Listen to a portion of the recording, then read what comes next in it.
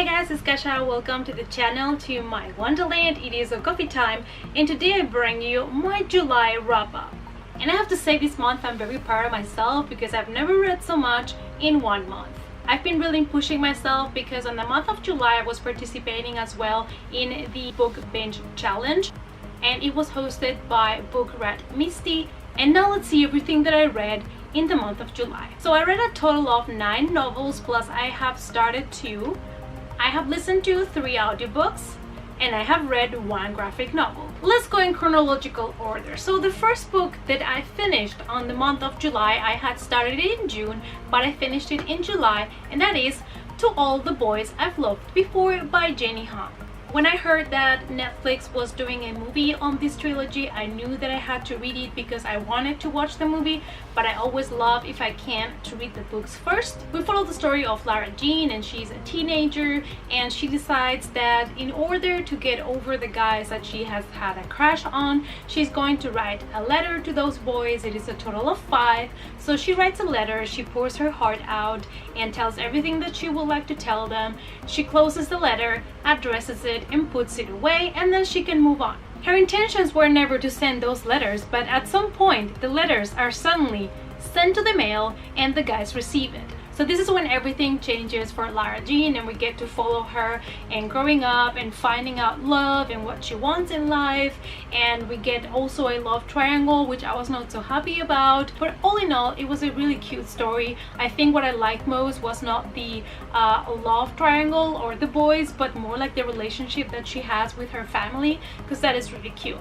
Then I also finished another book that I had started in June, and that is Kiss the Morning Star by Elisa Janine Hull. And this book I picked up because it was supposed to be a cute road trip adventure between 2 girlfriends, and then it turned out to be something different.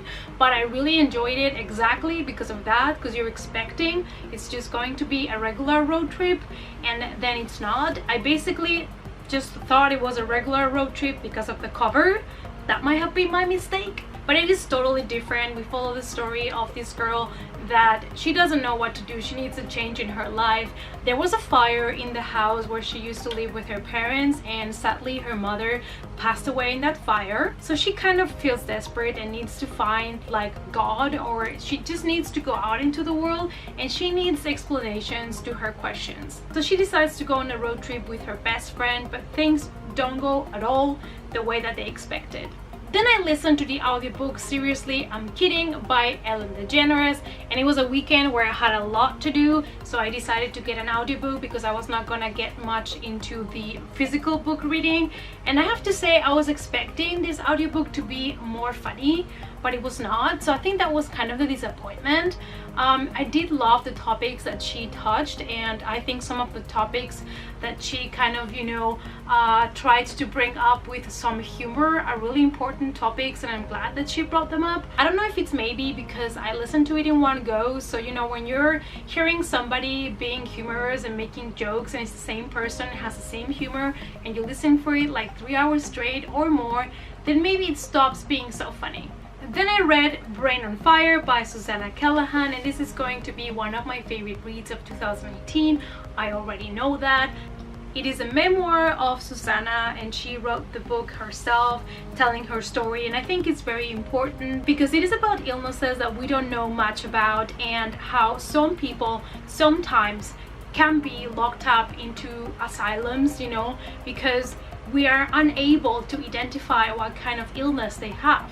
And hearing her story from her own voice was so powerful, and it was so amazing. There's also some kind of images and pictures to help you as well, and the way that she describes everything, and the fact that she has been able to recover from everything she had to go through and was able to write this book, it is just astonishing, and it is definitely one of my favorite books that I've read this year.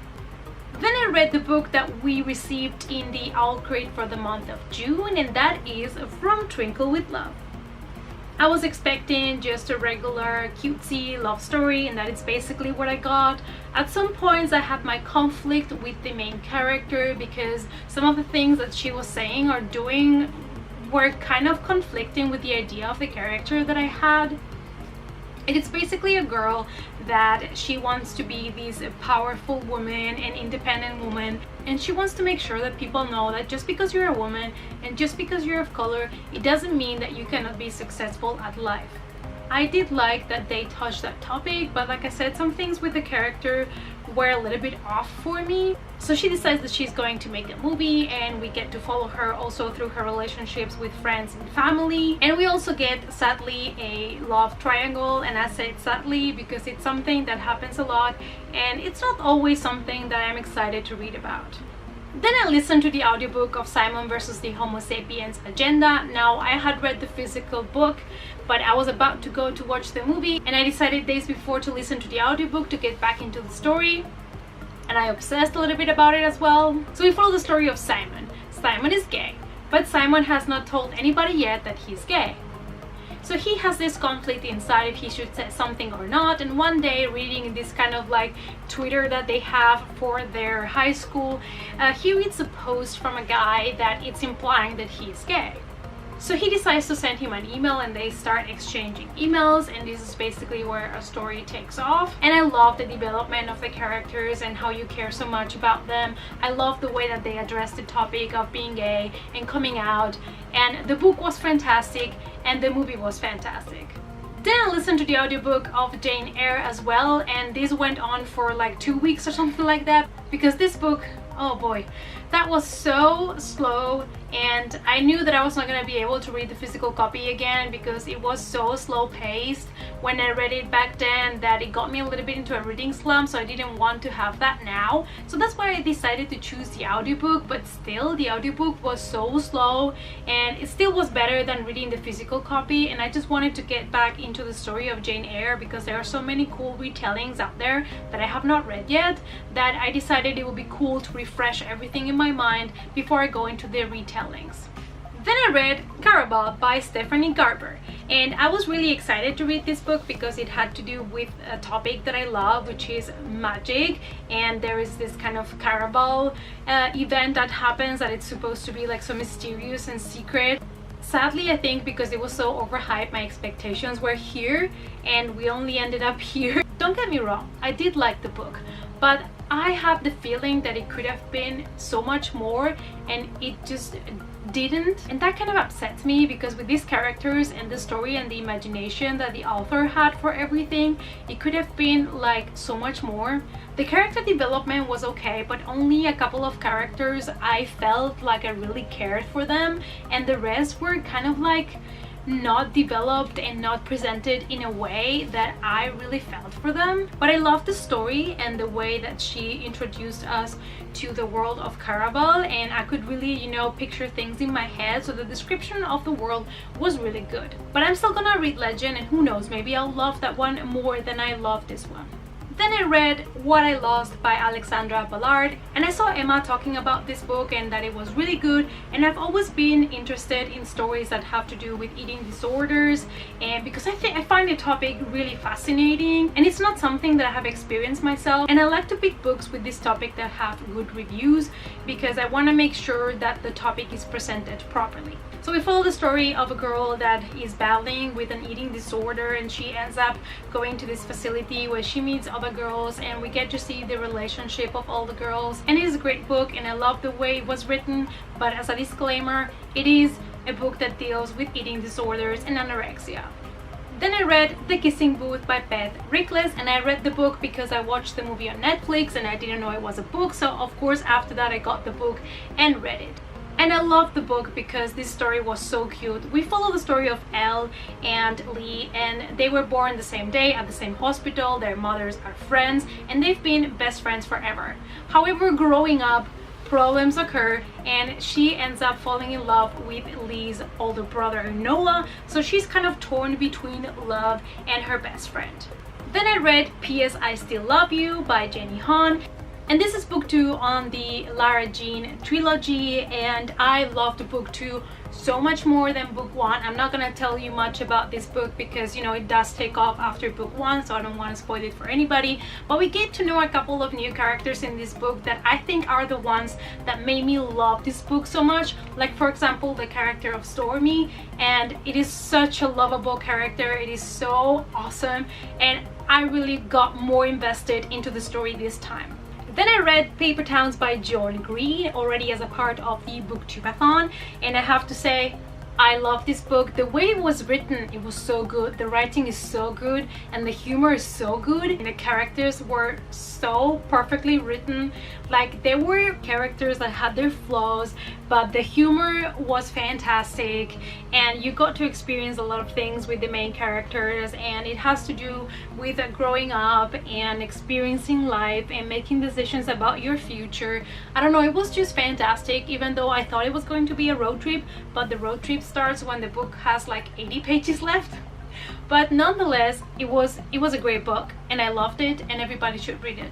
Then I read the graphic novel Persepolis Volume 1 by Marjane Satrapi, and I love this. The pictures are very simple but powerful, and we follow the story of a little girl that gets herself in the middle of a war that she didn't ask for, and she's in favor of women empowerment and, you know, like equal rights and all of that, but she lives in a world where those things doesn't seem to exist.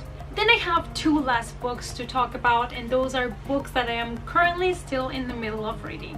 The first one is Stalking Jack the Ripper by Carrie Mediscalco, and it is a book that I started for the Booktubeathon 2018, and by the end of July I am still in page 151.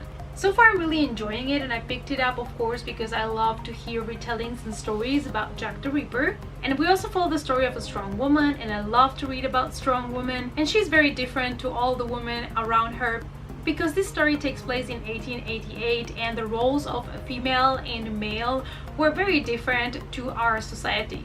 The other book I'm in the middle of reading, it is The Wicked Deep by Shia Earnshaw, and the problem with this is I started reading it right before the Booktubeathon, and I decided to leave it for later because I had other books in my TBR pile for the Booktubeathon, and I wanted to focus on those. So I only made it to page 58, which is not far, so probably when I have the time to get back to the book, I'll just start it from the beginning. And we follow the story of three witches. So there is this story, this legend of three witches, and the people on the town thought that these witches were out there to steal their husbands. So they decided that they were using witchcraft for this, and they decided they are witches and they need to die. Very nice people in this town. And so they decided to put stones on their feet and let them drown on the sea. But this happened years and years ago, so we fast forward to the present, and the legend is still alive that 1 month every summer the witches come back and they possess the bodies of young girls from the town, and these young girls lose control of what they're doing, and they lure young men into the sea to kill them. This is kind of like the witches' revenge for what happened to them. So that sounded really interesting, and that is what I picked up the book, and I really wanted to read it, but then Booktubeathon came in the way and I was not able to complete the book, but I hope to get to it soon. Alright, so this was everything that I read on the month of July, and it is more than I'm used to, so I'm really proud of myself. So I read a total of 9 physical books, plus I started 2 more physical books. I listened to 3 audiobooks, and I read 1 graphic novel. In the end, I have read a total of 4,211 pages. I'm pretty proud of myself. Alright you guys, so this was my July wrap up. Let me know down below which ones of these books have you already read, what are your thoughts on them. Give the video a thumbs up, subscribe to the channel, all my other social media is listed down below, and I hope to see you guys in the next coffee time. Bye!